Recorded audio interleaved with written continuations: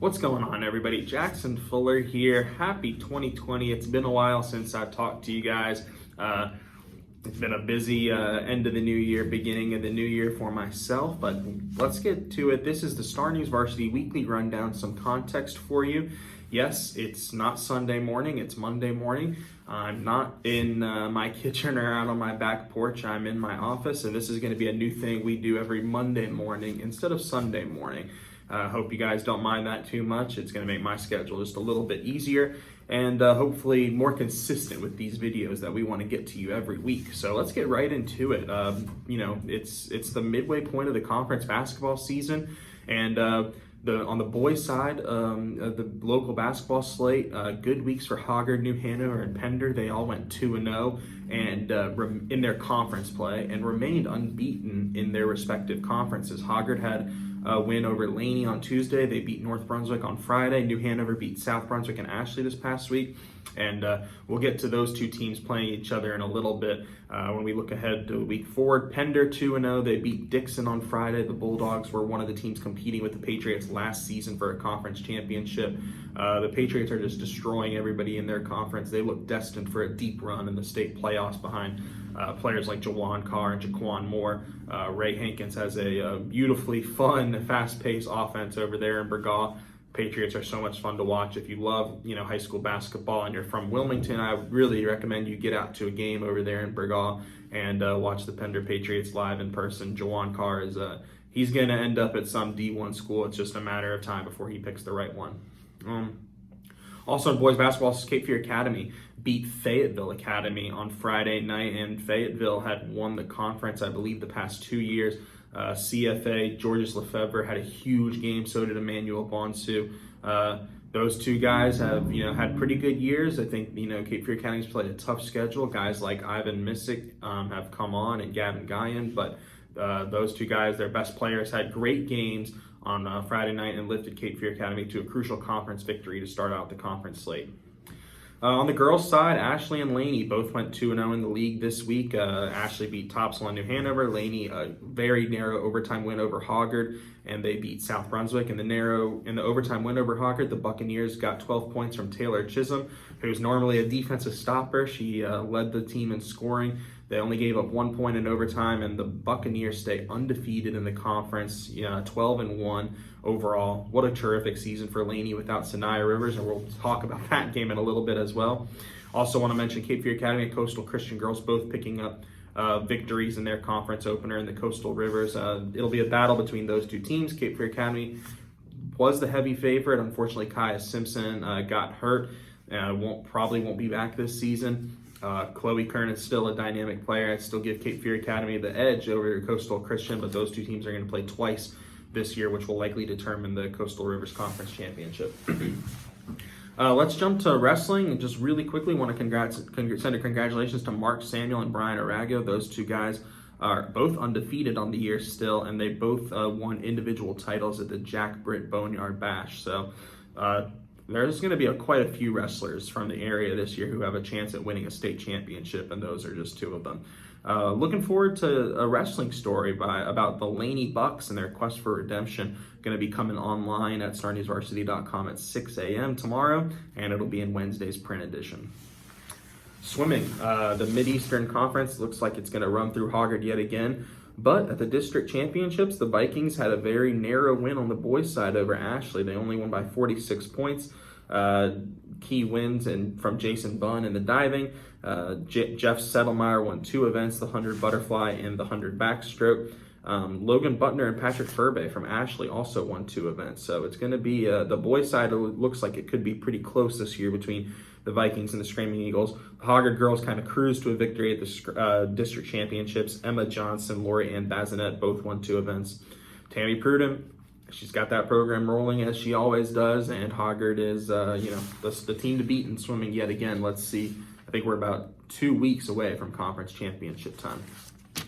All right, let's look ahead. This week, huge basketball night in the area tomorrow, Tuesday night. Let's start on the girls' side. Laney at Ashley. The Buccaneers are 12-1, 5-0 overall. Ashley's 9-4, 5-0 overall. But the main storyline, Sanaya Rivers against her old team. I've got a story online today and print tomorrow, just kind of 4 things to watch for within this game and the New Hanover Hoggard boys game. But for me, the key is, can Laney take care of the ball? If they can't, Ashley's going to run away with this. Ashley likes to do a full court press with Sanaya Rivers and Mia Semadre, 2 girls that are either close to 6 feet or over 6 feet tall, long, athletic, force turnovers, get in passing lanes. If Laney can take care of the basketball, they've got a chance to pull off the upset. If not, and Ashley can force the turnovers, that's how the Screaming Eagles ran away from Hoggard in their first meeting this year, then Ashley should cruise. It'll be interesting to see how quickly Laney adjusts. I imagine, because Ashley is the best team that Laney's faced all year this year. Ashley's faced a couple of difficult teams, hence why they're 9-4 right now. But if Laney can adjust quickly to playing against the best defense and the best team that they faced all year, why not? They're deep. Dasani, Boney, Kennedy, Martin, Taylor, Chisholm. They've got some newcomers in Jada Simpson, Jackie Hill. Laney's, they go 8 deep, and they're confident with all 8 of those girls that come play. So 8 deep, maybe 10 deep. So it should be a fun night over there. Joey Chandler's going to be covering that game for us tomorrow night. Now on the boys' side, New Hanover and Hoggard. These 2 teams, I did some research, have finished for either first or second 6 times last decade. They're right there again at the top of the MEC race with a 2-game lead over the competition. New Hanover is 9-4. Hoggard is 12-2. 2 of the best defenses in the area. They do it different ways. New Hanover likes to get out and press and force turnovers. Hoggard likes to sit down in the half court and force you to, take a difficult shot when you press and you're not getting your easy looks in the half court. It'll be interesting to see how New Hanover goes about trying to guard Brady Rankin and Sebastian Hydera, how aggressive they are. Last year, they were very aggressive, and it worked early, but as the game wore on, New Hanover got into foul trouble. Brady and Sebastian went to the free throw line, knocked down those free throws, and both of those wins were by double digits, I believe. Well, the second game was a little closer over in Brockton Hall, but it never felt like Hoggard was going to let that lead slip away.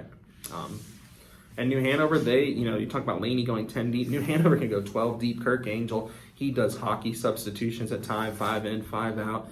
Makai Stanley, Malik Myers, Demarion Barnett are, 3 of their starters. But, Scotty Deffenbach off the bench, James Jones Jr. New Hanover can beat you with so many different players. That's going to be a fascinating game. I'm looking forward to sitting inside Sheila Bowles Gymnasium tomorrow night and covering that one for you. Follow at StarNewsVarsity for updates. And also, later in the week, both those teams have pretty stiff tests. Arguably their 2 toughest games of the season. Hoggard will go on the road and face Topsail. Other than facing each other, Hoggard will go on the road and face Topsail, who already has a home win over Laney this year. Can they get another big home win over the Vikings? The Pirates are a talented team. They just, aside from the win over Laney, they haven't gotten that big MEC win yet. And then New Hanover is going to welcome West Brunswick on Friday, and those 2 teams, have the favorites in the 3A coming into the season, you would say. Jaden Parker, probably the best, player in the Mid-Eastern Conference this year. He's averaging something like 20 and 10. That'll be interesting. West Brunswick, only 2 losses this year. If New Hanover were to lose to Hoggard on Tuesday and then lose to West on Friday, West Brunswick would all of a sudden be in first place in the 3A after being 2 games behind starting this week. So it's going to be a fascinating week of local high school basketball in the Mid-Eastern Conference. And then finally, real quick, the Veterans Cup at Ashley, a historic wrestling tournament going to take place this weekend. Hoggard, South Brunswick, Laney, North Brunswick, and of course the Screaming Eagles will be there. That should be a fun event. If you're a big wrestling fan, hop on over to Monkey Junction this Saturday and take in the Veterans Cup. Like I said, we've got some really talented wrestlers in the area this year. Mark Samuel, Brian Arago, John Luke Horn. It should be a fun Saturday over at Ashley High School.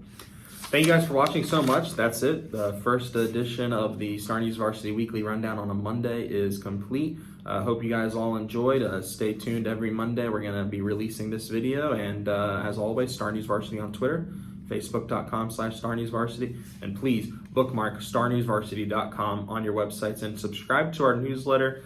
Just visit starnewsonline.com/newsletter. I can tell you in a couple weeks from now, we're going to start really focusing on that, getting that to you probably 2 to 3 times a week, so you can have the latest greater Wilmington area high school sports news in your email. a couple mornings every week. So thank you guys so much for watching. Hope everyone had a wonderful Christmas, a wonderful New Year's. I apologize for not talking to you guys sooner. Just kind of was a crazy Christmas and then a crazy early New Year for me and my family. But we're back. Let's get it going. A couple features this week, a couple huge games. Should be an exciting finish to the winter sports season as we hit the halfway mark of conference high school basketball. Everybody have a great week.